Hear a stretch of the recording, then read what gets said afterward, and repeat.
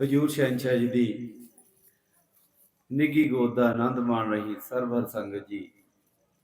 ਅੱਜ ਆਪਾਂ ਸੱਚਖੰਡ ਨਿਵਾਸੀ ਬਾਬੂ ਜਸਵੰਤ ਸਿੰਘ ਜੀ ਦੇ ਗ੍ਰਹਿ ਸਤਸੰਗ ਕਰਨ ਵਾਸਤੇ ਇਕੱਤਰ ਹੋਏ ਹਾਂ। ਹਜ਼ੂਰ ਸ਼ਹਿਨशाह ਜੀ ਨੇ ਗੁਰੂਆਂ ਪੀਰਾਂ ਪੈਗੰਬਰਾਂ ਅਵਤਾਰ ਸਾਹਿਬਾਨਾਂ ਦੀਆਂ ਪੇਸ਼ੀਨ ਗੋਈਆਂ ਨੂੰ ਪੂਰਾ ਕਰਨ ਵਾਸਤੇ 994 ਚੌਕੜੀ ਯੁੱਗ ਤੋਂ ਬਾਅਦ ਮਾਤ ਲੋਕ ਤੇ ਆਪਣਾ ਪ੍ਰਗਟਾਵਾ ਆਪ ਕੀਤਾ।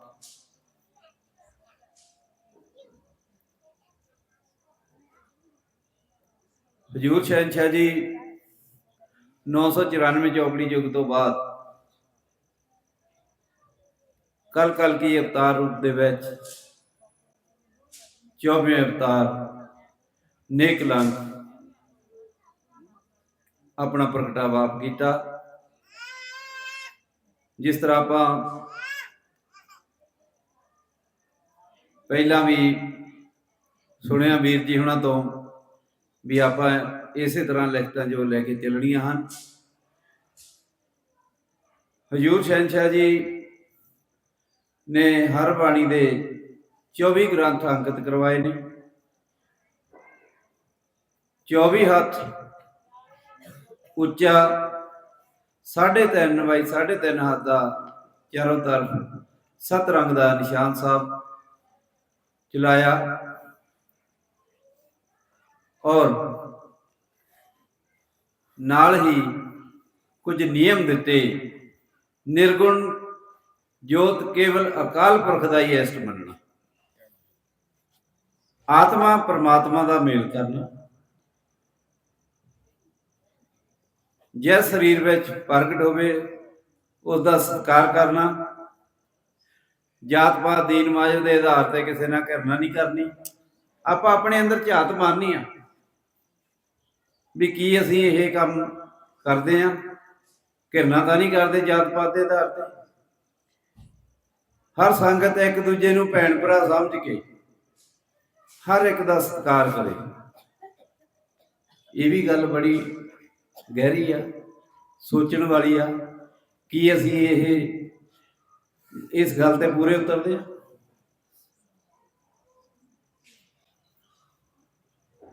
9 ਨੰਬਰ ਤੇ ਜਿਹੜਾ ਆਉਂਦਾ ਨਾ ਆਪਣਾ ਨਿਯਮ,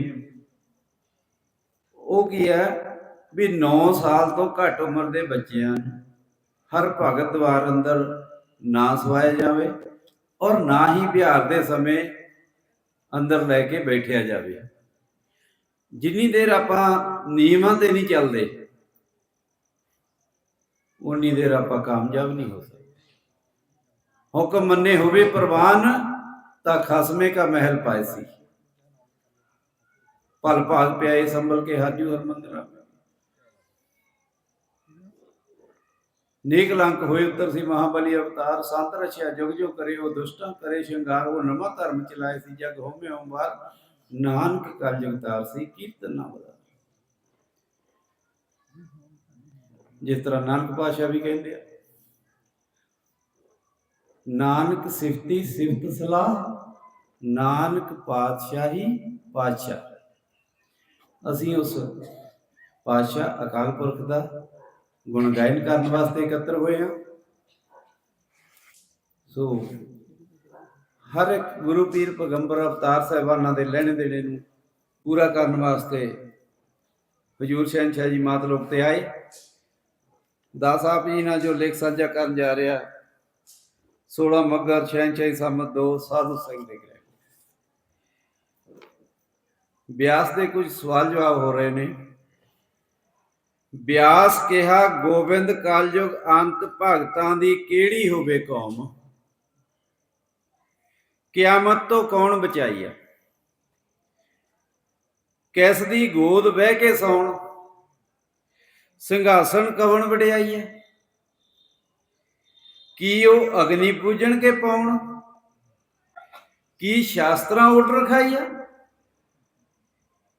ਕੀ ਠਾਕਰ ਮੰਨਣ ਕੇ ਓਮ, ਕਿਸ ਨੂੰ ਸੀਸ ਨਿਭਾਈਆ। ਕੀ ਵਾਹਿਗੁਰੂ ਅੱਲਾ ਰਾਮ ਕ੍ਰਿਸ਼ਨ ਗੌਣ, ਕਿਸ ਦੀ ਜੈਕਾਰ ਸੁਣਾਈਆ। ਕਿਹੜਾ ਇਸ਼ਟ ਦੇਵ ਮਨਾਉਣ ਸੱਚ ਦੇਣਾ ਸਮਝਾਈਆ। ਕਿੰਨੇ ਸਵਾਲ ਇਕੱਠੇ ਕਰ ਲਏ। ਕਿਸ ਦੀ ਪੂਜਾ ਕਰਕੇ ਝੱਟ ਲੰਘਾਉਣ ਜੀਵਨ ਸਫਲ ਕਰਾਈਆ।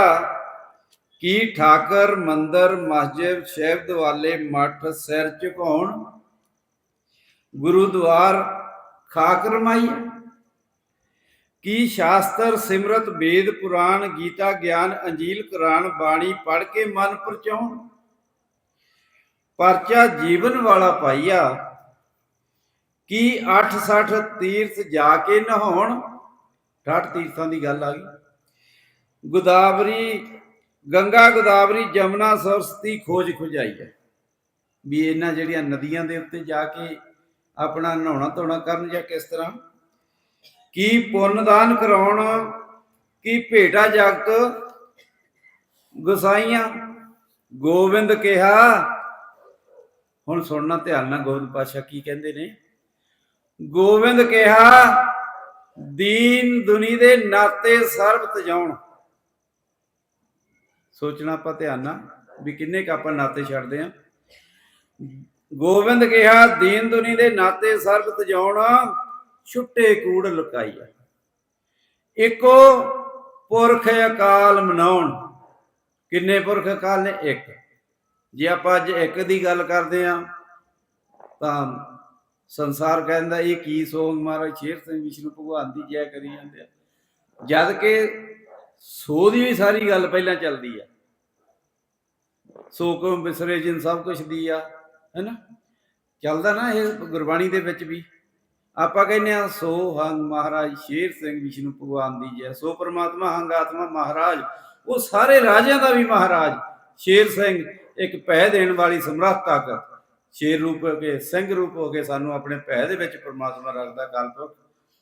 ਅੱਗੇ ਆਉਂਦਾ ਵਿਸ਼ਨੂੰ, ਉਹ ਵਿਸ਼ਨੂੰ ਹੋ ਕੇ ਸਾਡਾ ਪ੍ਰਤਿਪਾਲਕ ਵੀ ਆ। ਅੱਗੇ ਹੁੰਦਾ ਭਗਵਾਨ ਦੀ ਜੈ। ਹੇ ਭਗਵਾਨ, ਹੇ ਕਾਲਪੁਰਖ, ਤੇਰੀ ਸਦਾ ਜੈ।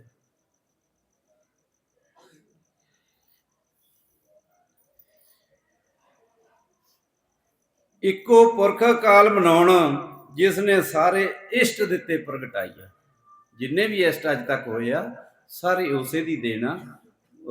ਕਿਸੇ ਤਰ੍ਹਾਂ ਵੀ ਜਦੋਂ ਵੀ ਉਹ ਕਿਰਪਾ ਕਰਦੇ ਗੁਰੂ ਪੀਰ ਪੈਗੰਬਰ ਅਵਤਾਰ ਸਾਹਿਬਾਨ ਮਾਤ ਲੋਕ ਤੇ ਭੇਜਦੇ ਰਹਿੰਦੇ। ਹੁਣ ਪੁਰਖ ਕਾਲ ਦਾ ਆਪ ਆਉਣਾ ਹੋਇਆ ਸਾਰਿਆਂ ਤੋਂ ਬਾਅਦ। ਜਿੰਨੀਆਂ ਪਛੀਨ ਗੋਈਆਂ ਕਿਸੇ ਨੇ ਕੀਤੀਆਂ ਸੀ ਕਲਯੁਗ ਦੇ ਅੰਤ, ਇਹ ਆਉਣਗੇ ਕਾਲਪੁਰਖ ਮਾਤ ਲੋਕ ਤੇ। ਉਸੇ ਤਰ੍ਹਾਂ ਹੀ ਹੂਬਹੂ ਆ ਜੋ ਸਾਹਿਬ ਸਤਿਗੁਰਾਂ ਦੇ ਸੀਸ ਦੇ ਉੱਤੇ ਤਾਜ ਲੱਗਿਆ ਹੋਇਆ ਹੈ, ਪੰਜਮੁਖੀ ਤਾਜ, ਈਸਾ ਜੀ ਨੂੰ 9 ਵਾਰ ਪਹਿਲਾਂ ਹੀ ਦਰਸ ਕਰਾਤਾ ਸੀ।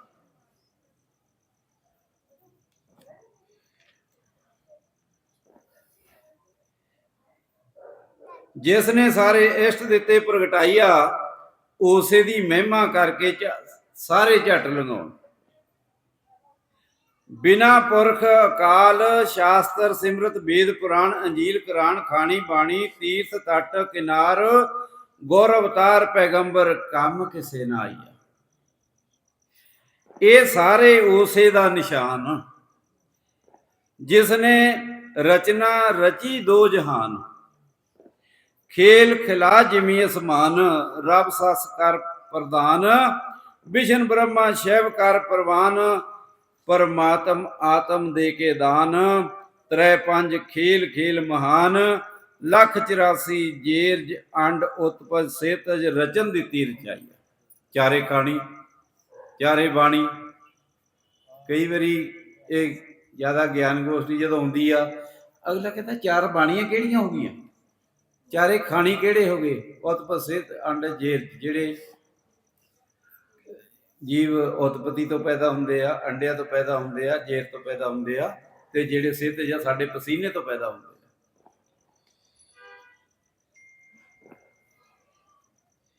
ਵਿਸ਼ਨ ਬ੍ਰਹਮਾ ਸ਼ਿਵ ਕਰ ਪ੍ਰਧਾਨ ਪਰਮਾਤਮਾ ਆਤਮ ਦੇ ਕੇ ਦਾਨ। ਤ੍ਰੈ ਪੰਜ ਖੇਲ ਖੇਲ ਮਹਾਨ 184 ਜੇਰਜ ਅੰਡ ਉਤਪਤ ਸੇਤਜ ਰਚਨ ਦੀ ਤੀਰ ਚਾਈਆ।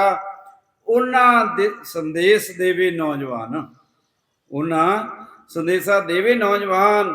ਆਦ ਜੁਗਾਦੀ ਮਰਦ ਮਰਦਾਨ दो जहाना निगाहवान, निर्वैर निराकार निरंकार अपनी दया कमाई। निर्वैर जिहदा किसी नाल कोई बैर विरोध नहीं, वो सारिਆਂ ਦਾ ही है।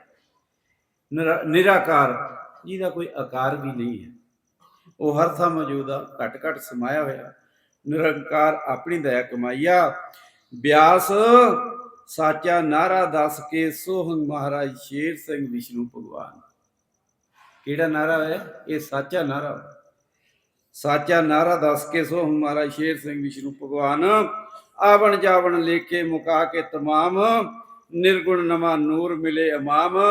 मानस जन्म दा सफल होवे काम, चरण धूड़ी इको वार करा इशनान। मेहर नाल दे ज्ञान, अंध अज्ञान अंदरों दे कढ़ाईया। ज्योति जो स्वरूप हर आप अपनी किरपा कर। नेकलंक नारायण नर महाराज शेर सिंह विष्णु भगवान, जिन्हों अपने दर करे प्रवान। तिन्हां दा लेखा होर रहे ना राईया। व्यास कहा कलयुग अंत भगत केड़ी नहावन गंग। गंगोत्री दे समझाइया, कैस द्वारे मान पंध। सफरी सफर बखाइया, किस दा मानन आनंद। पूरी आनंद वाले दे दरड़ाइया, केड़ा तरीका करन ढंग। रास्ता लैन अपनाइया, केड़ा पड़दा कजे नंग। ओडन सीस नवाइया, केड़ा युद्ध करन जंग। शास्त्र कवन उठाइया, केड़ा बजावन मरदंग। नगारा डंक सुहाइया, केड़ा लभन संग। अगला संग बनाइया, केड़ा कसन तंग। पाकर असब जीन सुहाइया, कैस दे होण पाबंद। कैस दे होण पाबंद, चलन सच रजाइया। कैस बद पावन ठंड, तीर्थ कवन नहाइया। टुटी लैन गंढ, नाता आप जुड़ाइया। भेव खुले ब्रह्म, पर्दा चुके बेपरवाहिया। सुखाले होवन दम, स्वास स्वास बिच समाइया। मिटे चिंता गम, हरख सोग डेरा ढाइया। भंडारा मिले धन, नाम अगम अथाइया। चमके नूरी चन, जोत होवे रोशनाइया। गोविंद कहा व्यास, जे इको मेरा हुक्म लैन मन। जे मेरा इको हुक्म लैन मन, दूजे दी लोड़ रहे ना राइया। मेरी धारों पैण जम, पिता पुरख अकाल दियां बखाइया। दो जहाना चाड़ के चन, गुरमुखा करा रोशनाइया। भगत उधारना मेरा कम, जुग चौकड़ी सेवक माइया। ज्योति जो स्वरूप हर आप अपनी किरपा कर। करे खेल साचा हर, साचा हुक्म एक समझाइया। व्यास कहा वो द्वारे किहदे झुकण। व्यास अगे पुछदा भी वो किहदे द्वारे ते झुकण। व्यास कहा वो द्वारे किहदे झुकण। सीस कैस नवाइया, किस दे कोलों पुछण। किथे मिले बेपरवाहिया, किसनूं सुआव किसनूं सुणावण दुखण।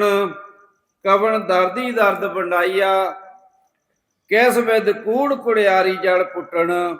अंदरों बाहर कढ़ाइया, जगत वासना कूड़ी बाहर थुकण। अंदर विख ना कोई चढ़ाइया। मनुआ खेल ना करे, फफे कुटण। तृष्णा तृप्त बखाइया, किस विद पैंडा ओना आवे मुकण। झगड़ा मुके लुकाइया। गोविंद कहा व्यास, हुण की कहंदे आ गोविंद पातशाह। गोविंद कहा व्यास, जे इको मेरे बन जाण सुतन। ओदे सुत दलारे बन जाण। मेरा सुत अपराध ना कोई कमाइया। आपे गोदी आवा चुकण, कोजे कमलियां गले लगाइया।